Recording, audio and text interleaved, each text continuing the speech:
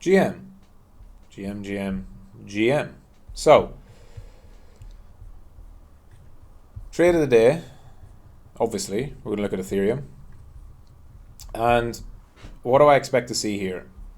For me, there's a couple of different paths, right? So, we're looking at equivalent news events. I think if Ethereum takes out those levels and chops sideways like this without much strength, that's probably where you're going to see it fill in and fall back into this area, retrace the whole thing, and then continue higher later on.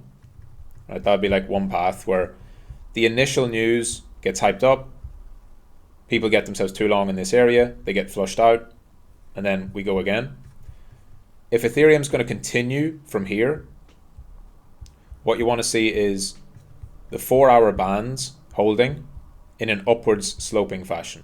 So probably pushes higher, drops back, maybe has some consolidation below, hits the bands, higher, higher, higher. And then that's where you see it actually make a break towards new highs. These are probably the two most likely paths I see. Should really mark that one in green, mark this one in sort of, I'll keep that one in blue. There's obviously a red path where, let's say there's an actual rejection. Well, you're going to see it just fall straight down, probably go even lower, and then bottom out down here. I do think even with the rejection, the bottom will probably come at that area,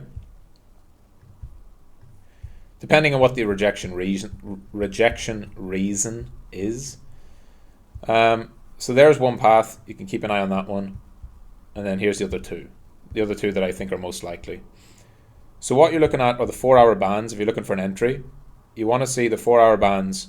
If ETH is going to remain bullish, it'll probably hug that 4-hour trend all the way, and it'll go up, up, up, up, and then boom, away it goes for the highs. If it tries to push higher and it drops back and it goes more sideways, right? So instead of upward sloping, you see sideways, then that's when you expect the down move. Anything sideways, expect down. Anything upward sloping, expect higher. So I would have those as rough paths and then frame your trades around that with your entries, whether you want to take swing trades or you want to trade, the opposite moves. And the best example of this, we have price action is not going to repeat. It never does. It's never going to repeat exactly. But if you're looking at, I can't use that one. I don't have any things on that. Let me go BTC. You'll see two different paths here for BTC. When we had the first announcement, Bitcoin had a move up off the BlackRock announcement that did not lead to immediate continuation, right? So I think you want to compare. Remember, don't expect it to play out the exact same, but to compare, you'll see this. Give me 1 second. I'll just put on the 1221 bands and the 50. Here we are. So if it's going to retrace the whole move, this is what I mean by sideways, right? So currently, Bitcoin and Ethereum, pre the big announcement, pretty similar structures. Grind off the lows, consolidate, boom. Grind off the lows, consolidate, boom. Now this one immediately went into a sideways distribution top. Now at all of this, on this side, you didn't have to be bearish Bitcoin. Once it started breaking, the band's red, failing at the 50, trying to get back above, falling back over, that's when you're like, okay, this thing's going to unwind. Right? That's like the path I mentioned. Blue path. Something similar to that. Remember, it won't look the same. Similar. If it's going to be the up, well, you know what we're looking at? We're looking at something like this. Right? You've had your big move. Any fallback you have holds the 4-hour bands, and we trend up on the 4-hour bands. Or, similar to what we saw in October, it breaks out, and again, holds the 4-hour bands, upward sloping, keeps making highs, highs, highs. Even though the bands went red here, it was after Bitcoin broke out, pushed higher. broke out, pushed higher. You can see when you zoom out, it's all upward sloping. It's a sign of big players entering positions, bidding it up as price continues higher. So best thing to do here is wait. We've just had the two big impulsive candles, and now we're moving into our first very tight consolidation. Ethereum might just keep pushing from here and do something entirely different where there's almost no pullback and boom, away it goes. If you're going to trade that, I would trade it very much from a short-term perspective. You might get some relatively easy trades here, where if Ethereum breaks out, you can actually see it just push higher. I'll show that example. This is much more of like a day trading approach, where if you go, we'll just get Ethereum and we'll look at this. We'll put on some volume profiles and look at some of the moves. So from all the way at top to bottom, you have your volume cluster in here. You have your value area at that level. So there's the zone that the vast majority of Ethereum's volume distribution in this decline has been. It's trying to break away from that.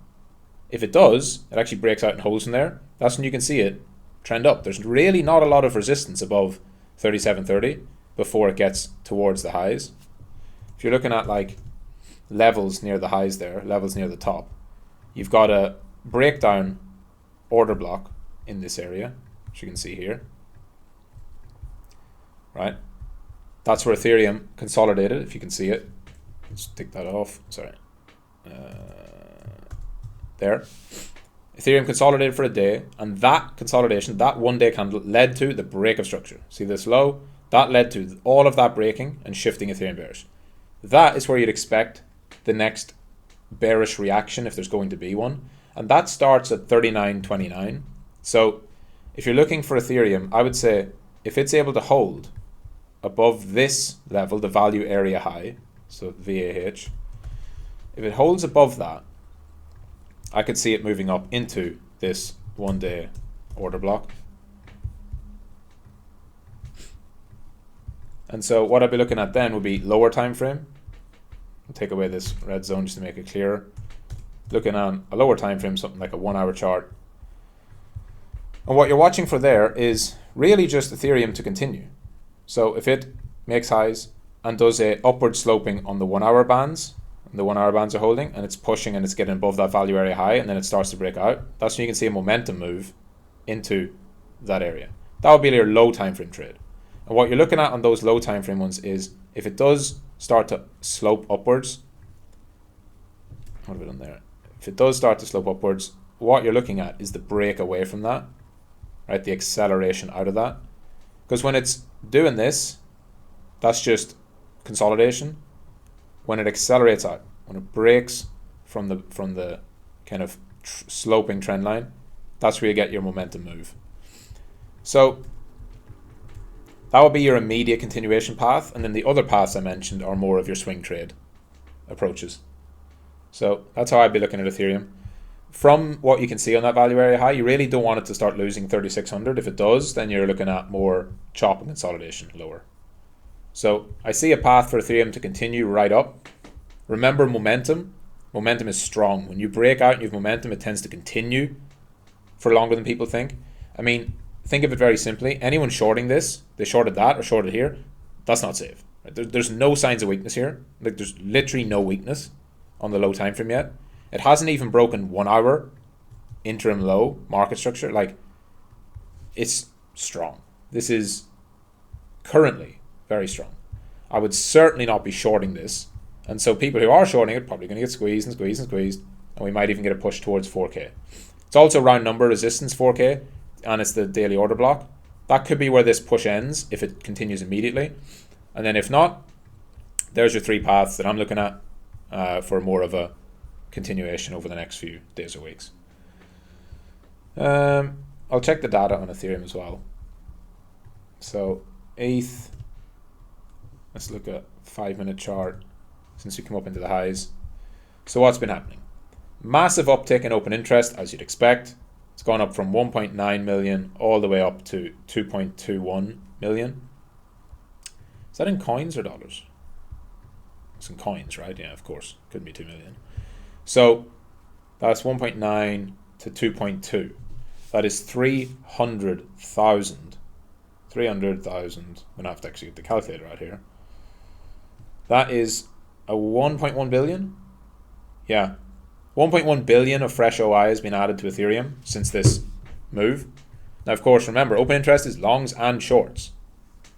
Right? There has to be a long and a short.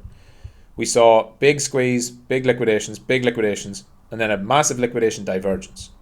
Notice as price went higher, liquidations really decreased. So that doesn't mean that there are not more to come, but that's why momentum slowed and we started to go sideways. You've seen funding rate obviously pick up. You've seen the spot premium disappear and flip to a perp premium. Again, that's expected. When you get these type of moves, there's always people chasing. It doesn't mean it can't have immediate momentum. It could. It probably looks like, Ethereum probably looks right here as if it's going to have a crack at these highs. It's sort of trying to break this mini, not even downtrend, just break this sideways consolidation that it's in. So if Ethereum's able to push up here, form high lows, that's where you might see it go for a breakout. Now, will that breakout reject because so many people try to long it? If so, you're probably going to go back down.